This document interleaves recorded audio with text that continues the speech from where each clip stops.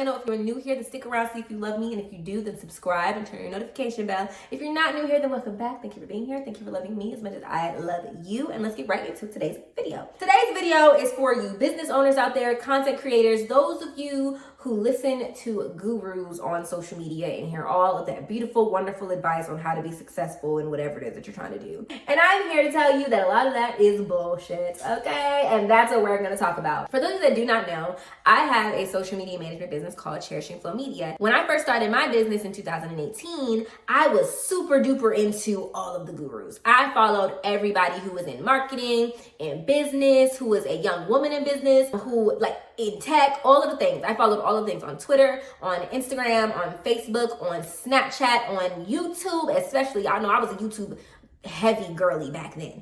I followed all the things and I listened to all of that advice. And that is the first thing that I'm gonna tell you before we even get into these little things that the gurus love to say that's BS, is learn to take advice with a grain of salt. It needs to relate to you and your industry and what it is you're trying to do, but not just your industry. It also should relate to you as a person. There is somebody who's doing exactly what you do, but you can't do it like them and find your success. You have to find your own way. So you can take the foundation of certain advice and you can apply it to your life in whatever way actually makes sense and will actually deem itself helpful. With that being said, let's get right into the rest of this BS advice. The first one is to either niche down to the smallest possible, like you need to be super duper specific, only talk about this one thing, or don't have a niche at all.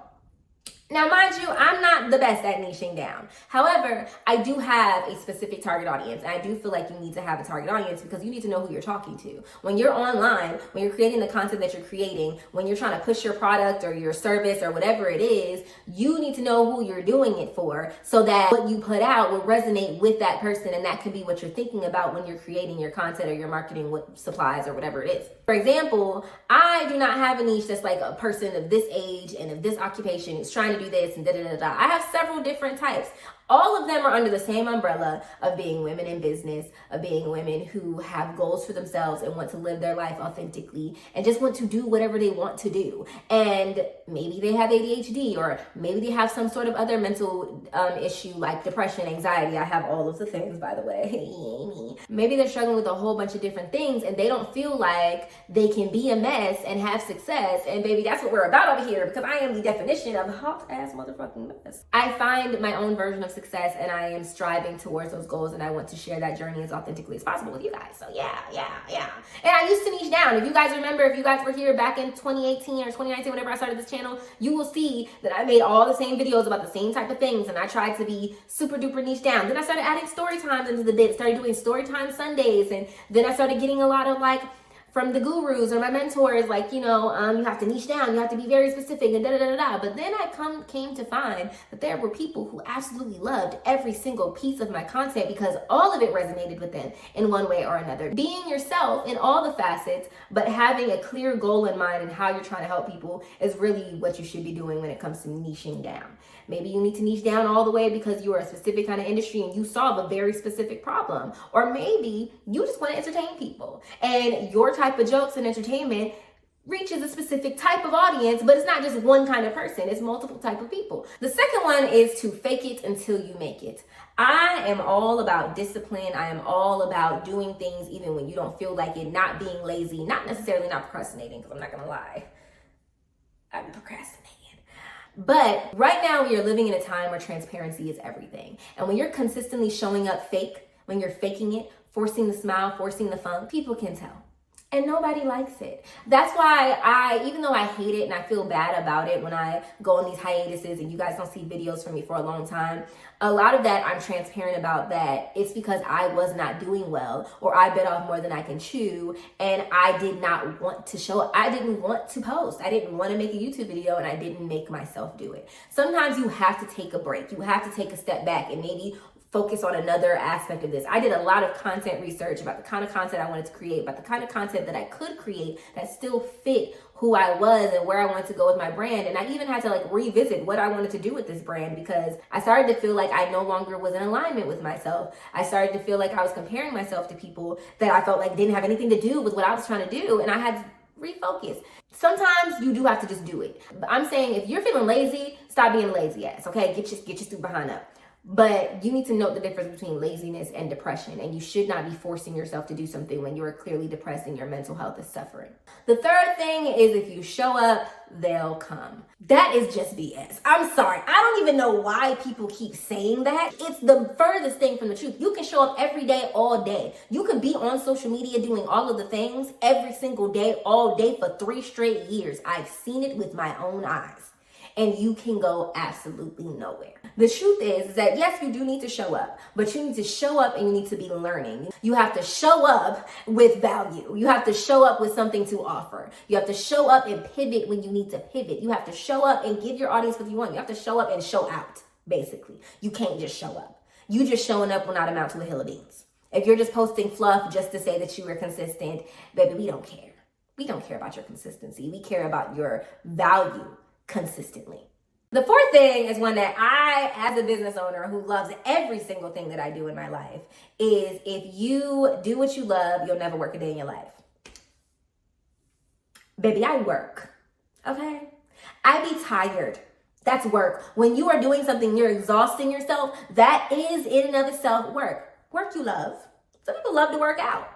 Still working out. It's work, okay? You're going to feel like you're working. That doesn't mean that you're not passionate about what you're doing. That doesn't mean that you don't love it. That doesn't mean that you're not in alignment with yourself. It just means that in order to do what you love, you have to work sometimes. Like, that's just real life. I love being a social media manager. I love owning my own business. I love being a nanny. I love being an auntie. I'm a full-time auntie for those of you that do not know. And I absolutely adore it. I adore her. I adore every aspect of the different things that I do in my life. But it's work and it's a lot. And sometimes even from the things that I love, I can't do it all the time 24/7. You need a break. It's real life.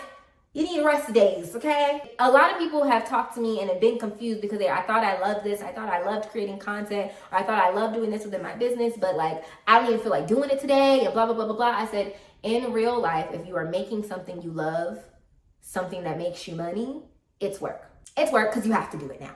Like, it's not a hobby. It's work. If you're creating content and you have no idea, you have no like intention on creating money, then it doesn't feel like work. But if you're doing what you love for a living, you are still working for a living. Don't let nobody tell you different, because it's still work. Just work you enjoy, that's all. The next one is to listen to your gut. This one might be a little hard pill for y'all to swallow. It was a hard pill for me to swallow because I am the queen of listening to myself.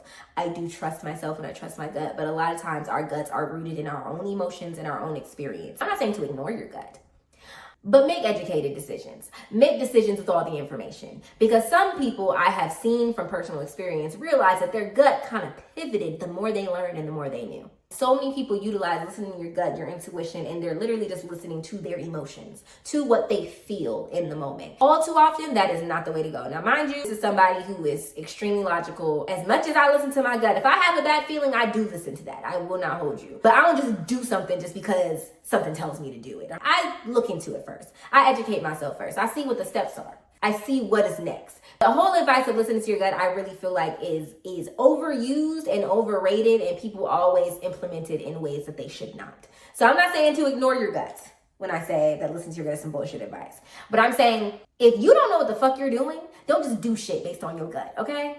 Educate yourself. Get some data.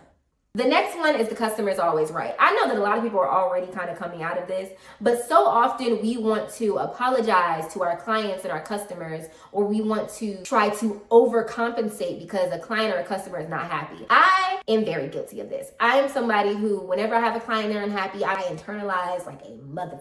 I am so sorry. What can we do? But sometimes I have to take myself a step back because a lot of times the client was dead wrong. They're asking for things that are unreasonable. They're expecting deliverables that were never promised and are not realistic. And sometimes you have to be like, no, you're wrong. This is what's in your contract. You have to also do your part. And that's just that. And if they don't like it, part ways. Just because you lose a client or a customer doesn't mean you actually lost anything. You know what I'm saying? One of my favorite things about being a business owner is you can choose who you work with. You do not have to work with everybody. Not everybody is going to be a good fit. And sometimes you'll think somebody is a good fit, and then once y'all start working together, you find out they're not. You end up figuring out who your actual target audience is and who it is that you want to work with. So the seventh one is one that I've heard, especially over the past couple of years, is to not to share all of your secrets. It's to gatekeep some of it so that people have to pay for what it is that you offer. But from personal experience, I be giving away all of the game. When people ask me about social media management, I'm like, yeah, you have to do this, you have to do this, you have to do this, you have to do this. Now, mind you, I'm not going to sit with you for an hour and you pick my brain for free. I'm not going to do that. But when I'm posting my content, there is nothing that I hold back so that people don't go out and do it themselves. One of the reasons is once you are giving all of that free game, giving it and giving it and giving it, and people are implementing what you're saying and it's working, then those people become free advertisement for you. I have been recommended by so many people who hasn't necessarily worked with me personally, but they've seen the things that I have said, they've listened to the advice that I have given online for free, and they deem me as an expert because it worked. And now they're just like, oh yeah, if you don't want to do that yourself, she does this and she's really good, she knows her stuff, she knows what she's talking about.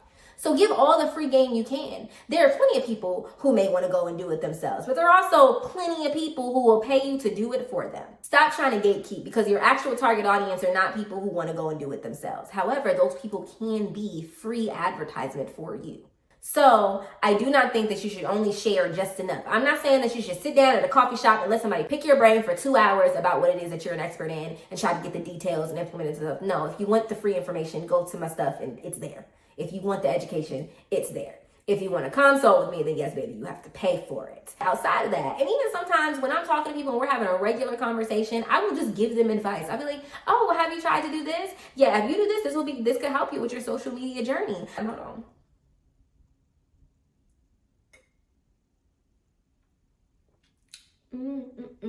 But yeah, I do that all the time, and you'd be surprised at exactly how impactful that can be for my business. I've helped so many people in this way, and it has come back tenfold. I've had so many people that I've never heard of, I've never seen, I didn't know them, and recommend me and my business and my company to people. They're just like, oh yeah, I was recommended by such and such. I go to their page, I don't know who that is, but they're following my business page. And when they thought about a social media manager, I was the first person that came to their mind. That's the whole point. You want you to be the first thing that pops into people's mind when the topic comes up. So stop gatekeeping. Stop trying to keep all the information to yourself. Stop trying to be like, yeah, I'm an expert in this and I don't want to share my expertise because that'll take away my money. That's not how you do.